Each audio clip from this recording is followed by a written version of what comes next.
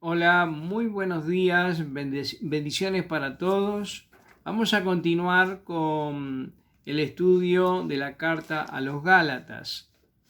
Ya vimos en el anterior video una introducción y nos concentramos en el tema de Pablo y la información que da Pablo con respecto a esos años donde el recorrido que él realizó desde su conversión hasta que regresa en el año 50 a Jerusalén. Ya está explicado en el video anterior. Ahora vamos a continuar donde está allí la página que dice análisis, defensa del apostolado de Pablo, y entramos en el punto 2 para leer los versículos 6 y 7. Antes vamos a orar al Señor para que el Señor nos bendiga y nos ministre mediante su Espíritu Santo y su palabra. Padre, nos encomendamos a ti en el nombre de Jesús. Que esta palabra que vamos a compartir a través de las redes sociales pueda ser de bendición a cada uno de aquellos que estén escuchándola en cualquier parte del mundo en que estén. Señor, tu Espíritu esté con ellos, hablando y fortaleciendo, sanando vidas, sanando corazones y sanando a los enfermos del cuerpo también. En el nombre de Jesús lo ruego. Amén. Entramos entonces al versículo 6.2, que el evangelio predicado por él era por revelación. Versículo 6 dice: estoy maravillado de que tan pronto os hayáis alejado del que os llamó por la gracia de Cristo para seguir un evangelio diferente. El versículo 7, no que haya otro, sino que hay algunos que os perturban y quieren pervertir el evangelio de Cristo. Bueno, nos vamos a concentrar un poquito en esto porque este es un tema de actualidad. Este no es un tema que perteneció a la época de las iglesias allí en Asia, sino es un tema de gran actualidad. Entonces, en el versículo 6 encontramos la reprensión de Pablo a los Gálatas. Y si quiere puede anotar eso en ese espacio libre que tiene ahí en el punto 2, donde dice: estoy fascinado, estoy asombrado, ¿no? Estoy asombrado, maravillado de tan pronto os hayáis alejado, alejamiento, separación de lo que habían recibido. El versículo 7 habla de los que perturban, los que han perturbado, y se hace referencia a los maestros judaizantes. Y también habla: el evangelio no puede ser cambiado ni siquiera por un ángel del cielo, ¿no? Más adelante dice: si alguno de nosotros o un ángel del cielo o predicare otro evangelio, sea anatema. En otras palabras, sea echado fuera para ser destruido. Entonces acá habla de perturbar y habla de pervertir, ¿no? Pervertir significa cambiar el orden natural. El evangelio no puede ser cambiado. El evangelio no puede ser modificado. Muchas cosas podemos modificar nosotros, hábitos, costumbres, maneras de nuestros rituales, todo eso puede modificarse, pero hay una cosa que no puede cambiarse, es el evangelio, ni puede modificarse el orden del evangelio, porque el evangelio es Jesucristo, ¿no? El evangelio es Jesucristo. La palabra de Dios es Jesucristo. Y Dios, el eterno creador de todo el universo, se revela a los hombres, se muestra a los hombres a través de su evangelio, y no hay otro vínculo, no hay otro medio. Dios muestra su amor, muestra su paciencia, muestra su eterno poder a través y por medio del evangelio. Entonces, perturbar el evangelio, pervertirlo, cambiar su orden, es algo gravísimo, al punto que dice sea anatema, o sea, sea echado fuera para ser destruido. El evangelio no admite modificaciones ni cambios. El evangelio es eterno. El evangelio fue diseñado antes de la creación del mundo, y así lo dice Pedro en una de sus cartas, ¿no? Que el evangelio, su contenido, fue diseñado antes de que el hombre pecara. Ya Dios conocía que el hombre iba a pecar y ya estaba diseñado el plan del rescate del hombre. Quiere decir que el evangelio existía, su contenido existió desde antes que existiera el mundo, antes de que existiera el hombre y antes de que el hombre pecara. Y el evangelio fue siendo revelado al hombre desde la caída, desde su caída, y fue siendo revelado en el proceso y progreso de la vida humana hasta que, bueno, llegamos a la ley, llegamos a los profetas, y finalmente el cumplimiento de esa revelación de Dios, del evangelio y sus verdades, se hace presente en la encarnación de Cristo, cuando Cristo vino al mundo en forma humana, revestido con una naturaleza humana. Ahí se concretó el diseño del plan de Dios, del evangelio, que fue creado antes de la fundación del mundo y revelado progresivamente a lo largo del tiempo. En la persona, en la encarnación, en el nacimiento de Cristo, está se concretó ese plan, fue visible. Y bueno, luego los apóstoles siguen hablando sobre Cristo, y la Biblia termina en el Apocalipsis presentando a Cristo como rey, que viene para establecer su reino. O sea que esto no puede modificarse, ¿no? El contenido del evangelio no puede modificarse, y esta es la realidad que comienza a suceder allí en Galacia, en las iglesias de Galacia, y es una realidad que a lo largo de la historia de la iglesia ha sucedido. Mire, Spurgeon, reconocido predicador, él tiene una frase que dice que si en tu mensaje, en lo que predicas, no está Cristo, bueno, anda para tu casa y no vuelvas hasta que tengas algo para decir. Si Cristo no está en nuestra enseñanza, en nuestras predicaciones, no estamos diciendo nada que pueda ayudar a la gente, nada que pueda producir el bien en la gente. Entonces hay que tener presente esto. Dicho de otra manera, Pablo dice: no hay otro evangelio.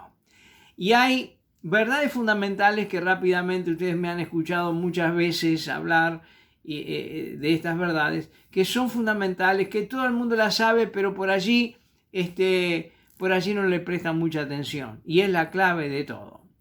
Y el evangelio tiene 5 verdades fundamentales. Y la primera de ellas es que Dios, el eterno Dios, el creador del cielo y de la tierra, un día vino a este mundo en la persona de Jesucristo y se revistió de una naturaleza humana y vivió con los hombres, vivió con la humanidad, vivió como hombre, era Dios encarnado. Primera verdad del evangelio. La segunda verdad, que Cristo, que se reviste de una naturaleza humana, morirá en sustitución de toda la humanidad. Sufrió el castigo que demandaba la justicia de Dios, y se hizo representante de toda la humanidad para dar satisfacción a la justicia divina. La tercera verdad es que la justicia de Dios fue satisfecha por esta obra de Cristo, su muerte, sus sufrimientos atroces, Entonces Dios le levantó de los muertos, le resucitó, ¿no? Y dando victoria a la muerte y garantizando para nosotros la resurrección también. Vamos a resucitar de la misma manera que Cristo resucitó. Y la cuarta verdad del Evangelio es que ascendió al cielo. Él ascendió al cielo con una forma humana, un cuerpo humano transformado, glorificado, y hoy está en el cielo intercediendo y representando a toda la humanidad delante de Dios, los ángeles, los seres celestiales. Tenemos un intercesor en el cielo con forma humana que se llama Jesucristo, y esta es una verdad, la cuarta verdad del Evangelio. Y la quinta verdad es que Jesucristo regresará para tomar posesión de todo lo que Él consiguió con su obra en la cruz, donde Satanás va a ser echado fuera de este planeta, lanzado al lago de fuego y azufre, donde el pecado será quitado de la naturaleza humana, de la naturaleza vegetal, de la tierra, tendremos cielos nuevos y tierras nuevas, y Cristo establecerá su gobierno, su reinado, y nosotros reinaremos con Él eternamente y perpetuamente. Este es el Evangelio. Estas son las 5 verdades del Evangelio que no pueden modificarse. Este es el Evangelio eterno, que ha sido revelado al hombre a lo largo de la historia del hombre, y en la encarnación de Cristo allí se concretó esa revelación, se hizo tangible. Entonces, 5 verdades del Evangelio es que Dios se encarnó en la persona de Cristo, murió por los pecados de toda la humanidad, resucitó, ascendió al cielo y regresará como Rey. Este es el Evangelio, el mensaje más poderoso que el mundo haya escuchado jamás, que cambia vida, cambia gobiernos, cambia naciones, cambia el destino y el futuro de las personas que están por decreto de la justicia de Dios, están bajo condenación e irán al castigo eterno, pero el mensaje del Evangelio les ofrece salvación, perdón, vida eterna y ser salvos de la condenación eterna. Esto no se puede cambiar, ¿no? El Evangelio de la prosperidad, del bienestar, de los decretos, de lo que sé yo, todas esas cosas que hay por ahí, es una modificación, es una perversión. Han pervertido el Evangelio con elementos extraños a las verdades esenciales o a la naturaleza del Evangelio. Así que repasamos esto porque es muy importante en estos tiempos en que vivimos. Y yo por allí hice una pregunta, describa lo que es el Evangelio, me han dicho, contestado de todo un poco, no les respondí. Entonces aquí viene la respuesta, lo que les acabo de decir, las 5 verdades fundamentales del Evangelio, que debe estar bien claro, ¿no? Y si viene un ángel, un arcángel o alguien del cielo, un iluminado con nuevas revelaciones presentando otro evangelio, lo que tiene que hacer es abrir la puerta y echarlo a la calle y entregarlo a Satanás como hacía Pablo con los perversos. No queda otra. No le tenga miedo a las maldiciones, a estas personas que se enojan y te maldicen y no le tenga miedo. No le tenga miedo. Porque nosotros tenemos que ser fieles al Evangelio de Dios y no cambiarlo como pasó en las iglesias de Galacia. Bueno, aclarado esto, pasamos al punto 4, ¿no? Que él estaba investido de suficiente autoridad como para reprender a Pedro públicamente, ¿no? En una ocasión, capítulo 2 y versículo 11, allí dice, cuando el primer concilio en Jerusalén, versículo 9, Jacob, Cefas, o sea Pedro y Juan, le reconocen como apóstol a los gentiles. Esto es en el año 50, que lo comenté en el video pasado, y también en el 11 reprende a Pedro y a los que imitaban su conducta, porque Pedro fingía, estaba fingiendo por causa de las presiones de los judaizantes. Pasamos al capítulo 3, porque ahora Pablo va a hacer una defensa de la justificación por fe. Porque los maestros judaizantes, digamos, decían que, bueno, sí, Cristo murió por los pecados, pero además, para ser justificado, tiene que guardar la ley, ¿no? Le sumaban a la obra de Cristo guardar las demandas de la ley y un montón de otras cosas que ellos habían agregado. Entonces, y esto es pervertir el Evangelio. Esto es pervertir el Evangelio, como lo ha dicho más adelante, y ahora va a presentar argumentos teológicos de que la justificación es por fe y no por obras, ¿no? Entonces, va a presentar el capítulo 3, versículo 1 al 5, dice que son insensatos, ustedes son insensatos, ¿quién os fascinó o quién los embrujó? Algún hechicero estuvo con ustedes. Después lean, yo voy a dejar pasar por alto por razón de tiempo. ¿Quién os embrujó que dejaron la claridad del evangelio que recibieron por ir tras otras cosas? ¿Recibieron la salvación por fe o por obras? Y el versículo 3, tan necios sois que habiendo comenzado por el Espíritu, o sea, por la fe, por la predicación de la obra de Cristo, ahora vais a acabar por la carne. Y acá el término carne es para referirse a las observancias de los rituales y las ceremonias. Acá se utiliza el término carne para hacer referencia a los ceremoniales y los rituales que los maestros judaizantes imponían. Entonces, empezaron por el Espíritu, recibiendo por fe la obra de Cristo, y ahora que recibieron todo por fe, van a terminar en la carne. Carne acá, repito, hace alusión a los rituales judíos, ¿no? En otra carta, en otro lugar, hace alusión a otras cosas. El argumento basado sobre la vida de Abraham, versículos 6 al 9, ¿no?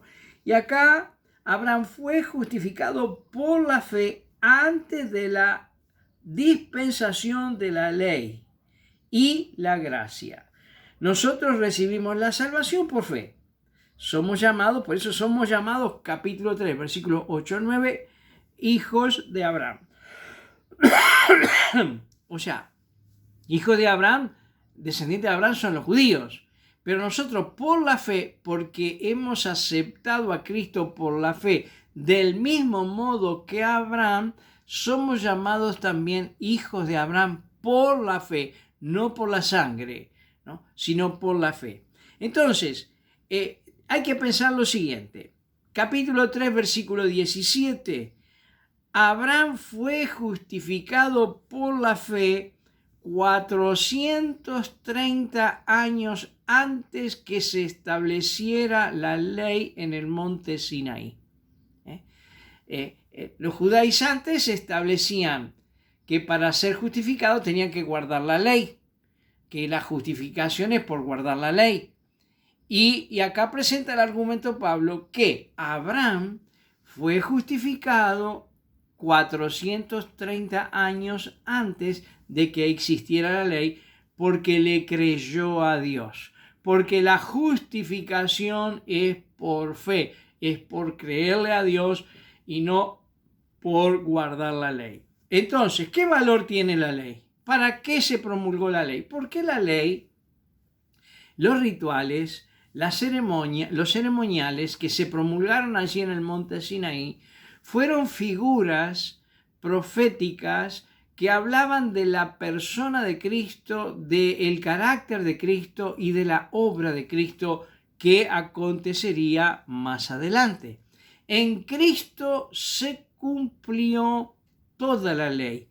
Entonces la ley fue figura, un anticipo profético de lo que vendría más adelante. Anticipaba la venida de Cristo, su obra. Y en Cristo se cumplió la ley. Por lo tanto, la justificación no es por guardar las obras de la ley y los rituales y las ceremoniales, sino es por la fe en Cristo Jesús. Creer en que Cristo, tal como lo dijo Juan el Bautista, he ahí el Cordero de Dios que quita el pecado del mundo. Dicho esto, en la dispensación de la ley, cuando la ley obligaba a todo ofensor a ofrecer un sacrificio, Dios había provisto distintos sacrificios para el perdón de pecados, pero dicho esto lo dice Juan el Bautista en esa dispensación y dice, este es el Cordero, es la víctima que viene del cielo. Este es el Cordero de Dios y este es el que quita el pecado del mundo. Y allí Jesús, en este acto de su bautismo en el Jordán, inicia el camino que terminaría en la cruz, muriendo como se anunció en las figuras en la ley, como Cordero de Dios, pagando el precio de la deuda de toda la humanidad. Entonces, la justificación, el perdón, es por fe en la persona y en la obra de Jesucristo. Entonces, el punto 3, ahí usted tiene argumento basado sobre las demandas de la ley, capítulo 3, versículo 10 al 12. Yo puse así, punto 1, el que depende de las obras de la ley está bajo maldición. 2, porque la ley nadie se justifica. Está en Habacuc 2:4. El justo por la fe vivirá. Esto está dicho en la dispensación de la ley.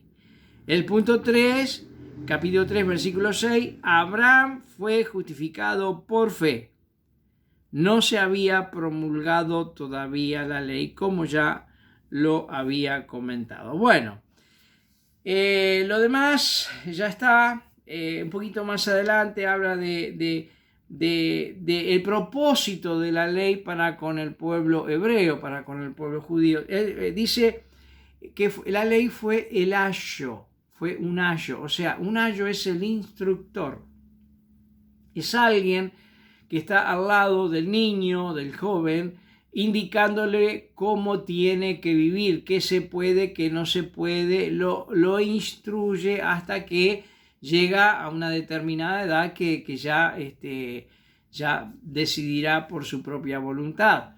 Entonces, Pablo dice que la ley tiene la finalidad de ser como un ayo. Fue dada para que el pueblo hebreo, que había salido de la esclavitud de Egipto, que toda su vida habían sido esclavos, no sabían lo que era la libertad ni vivir en libertad, que habían nacido y vivido en medio de una enorme idolatría y perversidad, supieran mediante la ley cómo tiene que vivir el pueblo de Dios. Fue el ayo, ¿no? Allí en la ley habían leyes sanitarias, leyes sociales, leyes espirituales, en fin, todo lo que un pueblo digno de ser pueblo de Dios tiene que saber para poder vivir como corresponde. Para eso fue la ley, fue un ayo, fue un instructor. Y ahora, como Cristo cumplió toda la ley, Cristo en nosotros hace una obra para cambiar y transformar nuestras vidas de manera tal que podamos vivir como dignos hijos de Dios. Bueno, ahora llegamos hasta aquí con Gálatas y después continuaremos.